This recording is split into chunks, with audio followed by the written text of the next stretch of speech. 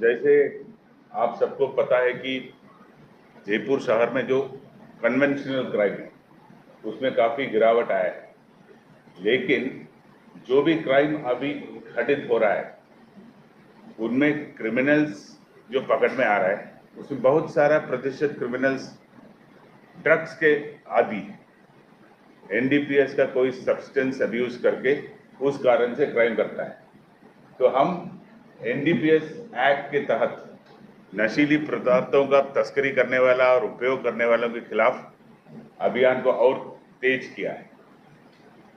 उसी सिलसिले में पिछले कुछ दिनों में कोई अच्छा सीजर्स हुआ है, कुछ जब्तियां हुआ है, लेकिन मेरे कहना यह है कि ये जब्तियां जो हमने किया है ये भी पूरा शहर में जो कारोबार चल रहा है उसके तुलना में देखेगा तो और काफी काम करने का हमें जरूरत है।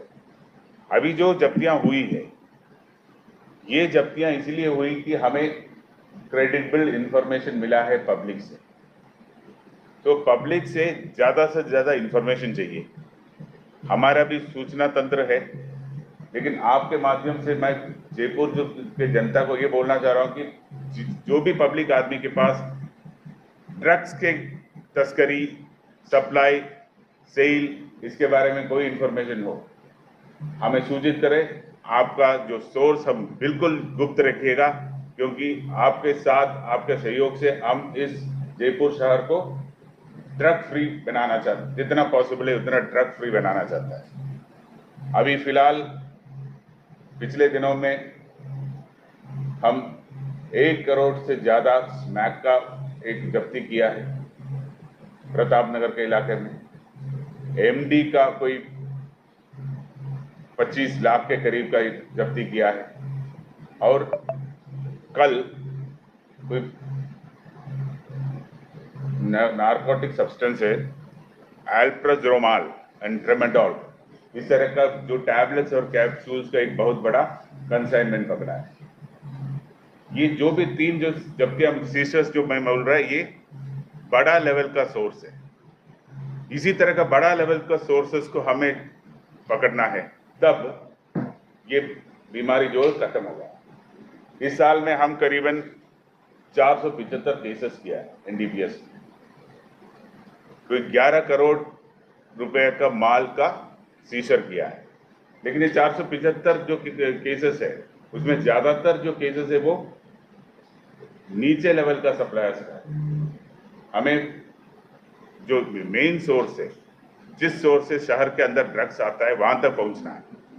हम हमारे नेटवर्क को और व्यापक किया है, और आपके माध्यम से पुनः मैं पब्लिक को बोलना चाहता हूं कि आपके नजर में जहां भी इस तरह का कारोबार हो रहा है हमारे नंबर से हमें संपर्क करके हमें बता दीजिए। हम बिल्कुल तत्काल एक्शन करके उन लोगों के खिलाफ कार्रवाई करेगा। क्या कोई हेल्पलाइन नंबर या कोई व्हाट्सएप नंबर कुछ जारी कर रहे हैं आप लोग, पब्लिक बताएगी कैसे? जो व्हाट्सएप हेल्पलाइन नंबर्स जो हमारे पास है वही नंबर्स पे देना है।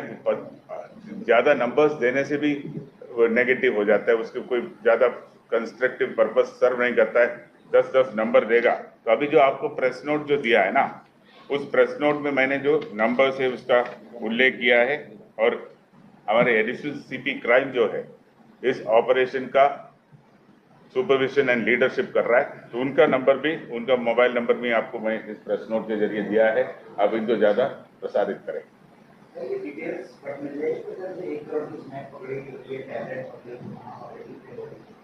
वो डिटेल्स मैं आपको इसमें दे देंगे। जो कैप्सूल्स और टैबलेट्स जो पकड़ा है वो भी हमारे पास इंफॉर्मेशन मिला कि कोई एक पर्टिकुलर व्यक्ति को जयपुर में कहीं से कुछ मनी ट्रांसफर हुआ है, उसका हम लोकेशन ले लिया, उसको इंफॉर्मेशन डेवलप और किया है, तो पता चला कि ये जो 37,000 कैप्सूल्स और टैबलेट्स है वो शहर के विभिन्न आउटलेट्स पे उसको ट्रांसफर करना था और जेल में भी भेजना था।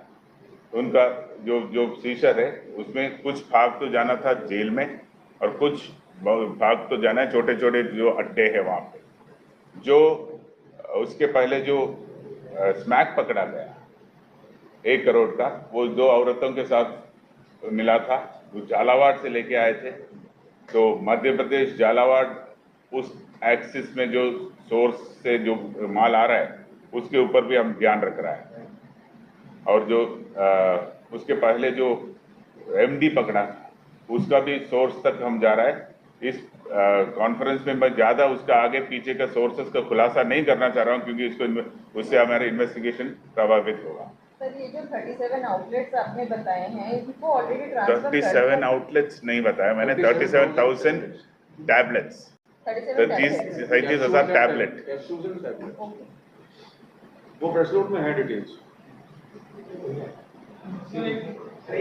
जेल के अंदर भी सप्लाई होनी थी। जेल के अंदर अभी कैदियों से मारपीट हुई, जेल में लगातार मोबाइल फोन भी मिल रहे हैं, जेल से कैदी फरार रहे हैं। जेल में सख्ती की जाएगी, क्या जयपुर पुलिस वहाँ जाएगी और अभियान चलाएगी जेल के अलावा?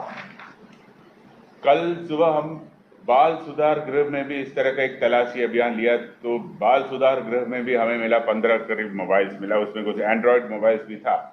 तो जो सेंट्रल जेल के अलावा बाल सुधार गृह में भी जो निरुद्ध किया है बच्चे, उनके द्वारा भी बाहरी दुनिया से संपर्क रखता है, कुछ उनका क्रिमिनल एक्टिविटीज और उनका क्रिमिनल नेटवर्क के लोगों से संपर्क में रहता है। तो ये दोनों नेटवर्क जेल का हो या बाल सुधार गृह का हो, उसको भी तोड़ने का लगातार प्रयास चल रहा है। सर, एक वीडियो वायरल हो रहा है निर्भया टीम से कांस्टेबल का, तो उस पर किस तरह से कार्रवाई की जा रही है, जाति विशेष को लेकर कुछ कमेंट किया?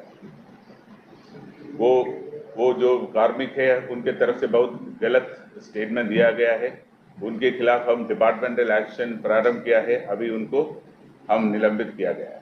सर, एक जेल वाले प्रकरण में आपके द्वारा भी एसआईटी गठित की जाएगी, किस तरह से घटनाक्रम हुआ है, क्योंकि लालकोटी थाने में सारे मुकदमे जो है इस माह सितंबर में जेल से मोबाइल बरामदगी का केसेस में बढ़ोतरी हुआ है। अभी तक 16 या 17 केसेस केवल और केवल माह सितंबर में दर्ज हुआ है। तो उसका जो प्रॉपर एनालिसिस करने के लिए एसीपी गांधीनगर के नेतृत्व में एक दल गठित किया है, वो उसका पूरा एनालिसिस करके पूरा जो कॉन्स्पिरेसी और नेटवर्क का खुलासा किया जाएगा। कमिश्नर साहब,